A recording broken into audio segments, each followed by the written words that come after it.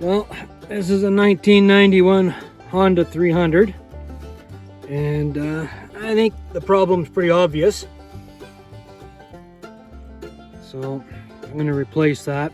First thing I'm going to have to do is get these loose. It's going to probably be the hardest part. So let's see what wrench fits them. A 1 5/8.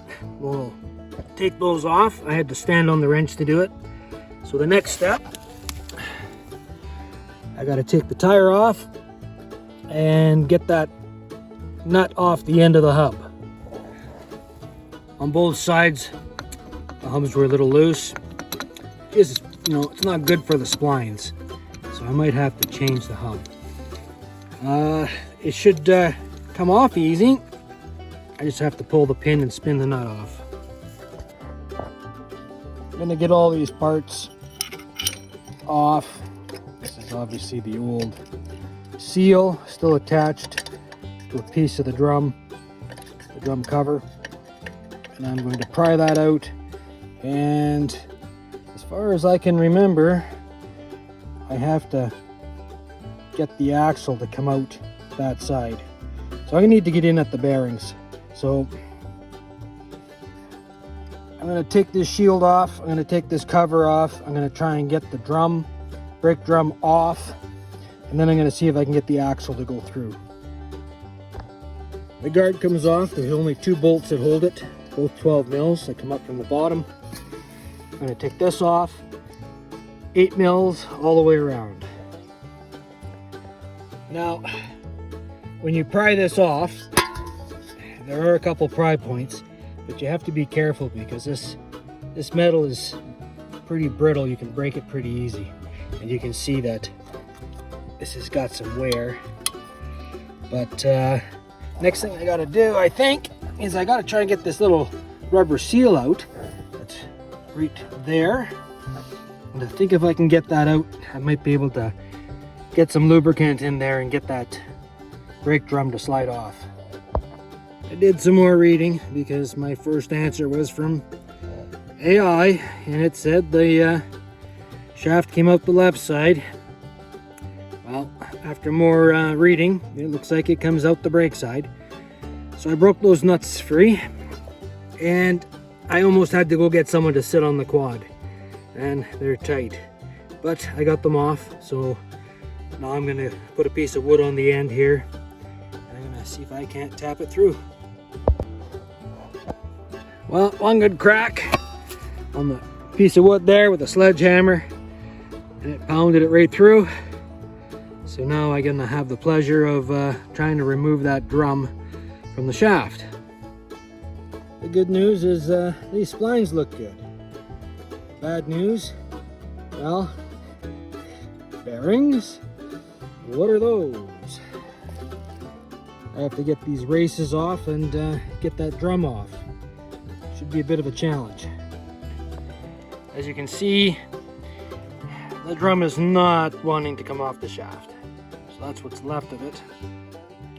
So I think I'm going to take a break, think about this, but I'm going to probably end up taking a zip disc and trying to make a cut in it to see if I can't weaken it.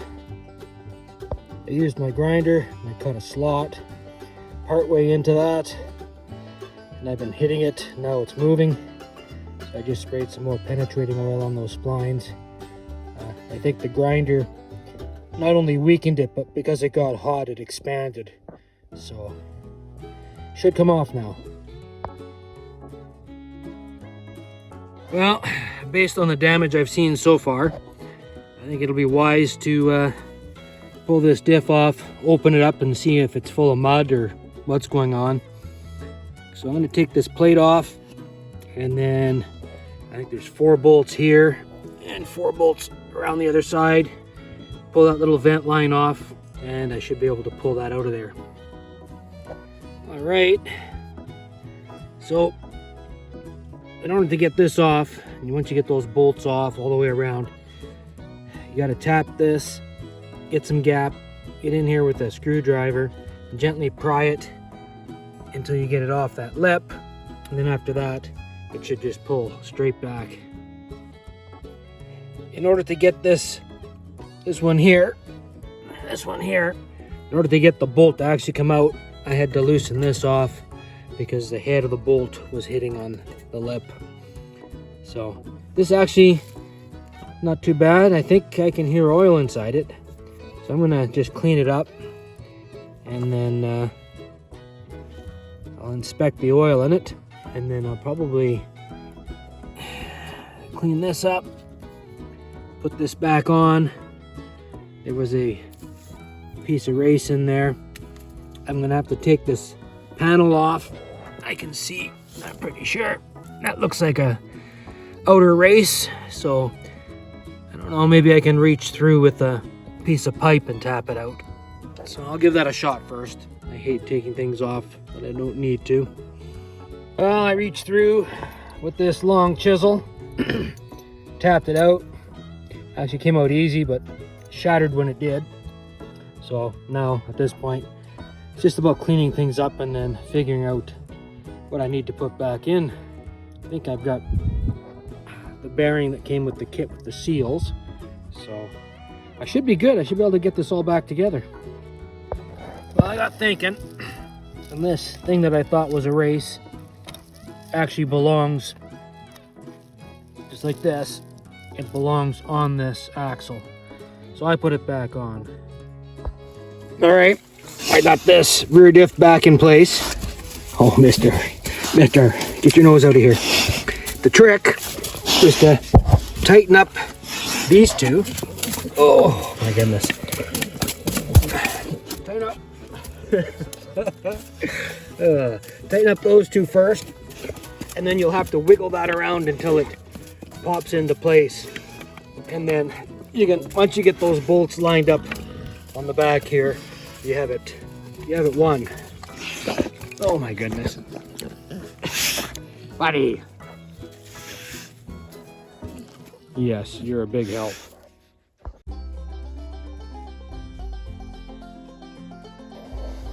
So I took some sandpaper and I cleaned this so that the bearing will slide in better. I'm going to put some grease on the bearing and shove it in there. This lip, there's an O-ring that runs all the way around, but this lip is broken off between here and here. The O-ring is still there. I'm not entirely convinced it's going to seal. I have a new O-ring, so I'll put the new O-ring on, but I'm going to probably, on the dust cover all the way around, I'll probably put just a little bit of silicone to seal it, some automotive silicone. I'm not going to put too much, just enough to seal it. And then I don't know, I guess I'm going to have to put these brakes on and shove the shaft through. So no more hesitating, time to get to it.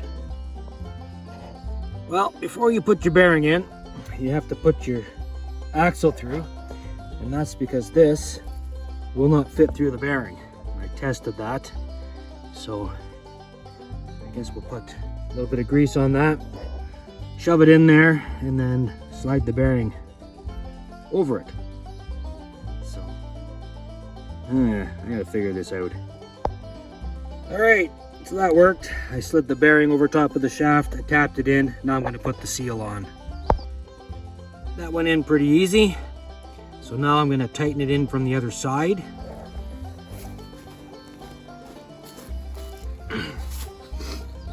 There's an O-ring.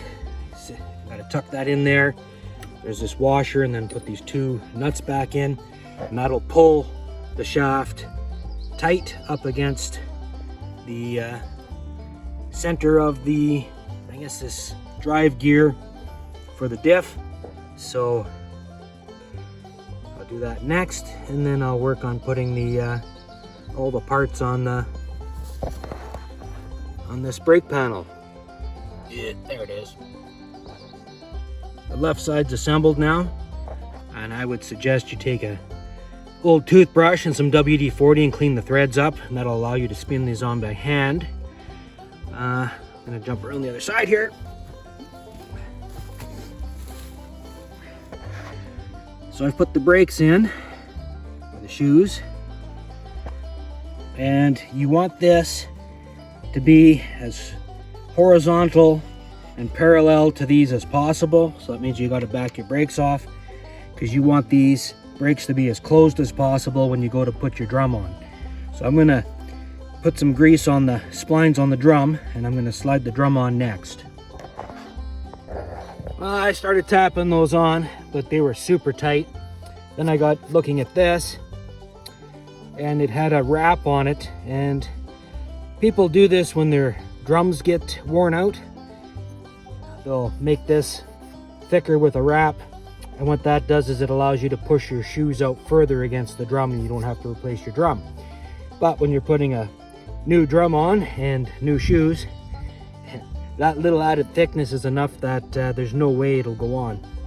So I am going to save that for a future project.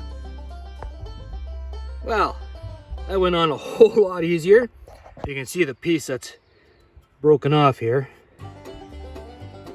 So I'm going to put these back on before I lose all the parts in the grass. And I'm going to work on getting a dust cover put together. Fortunately, I have this dust cover left over from a parts machine. And tell you, these seals, getting them out can be really hard. I usually end up having to reach through these holes with a punch and try to punch it out. But it gets in here, it sticks so hard that it'll sometimes deform the dust cover.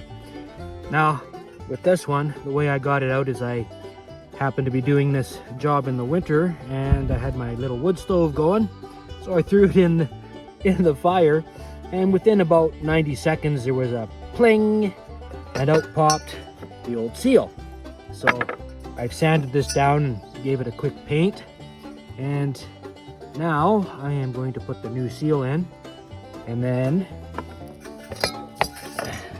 on this, where this edge sits, I'm going to put some RTV automotive silicone on there, just a thin film to seal it, and continue assembling the rest of the rear end. Looks pretty good.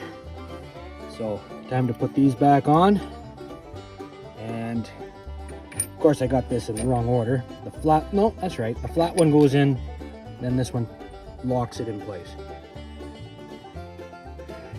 All right, almost done. Essentially, we're all put together. I have to put the little guard plates back on the bottom, but I want to paint them first. And I think I'm gonna replace these hubs. So it's a lot cheaper to replace the hubs than to take this all apart and change the hubs and the axle. So there you go. I think I'm done. Have to adjust the brakes, but that's essentially it.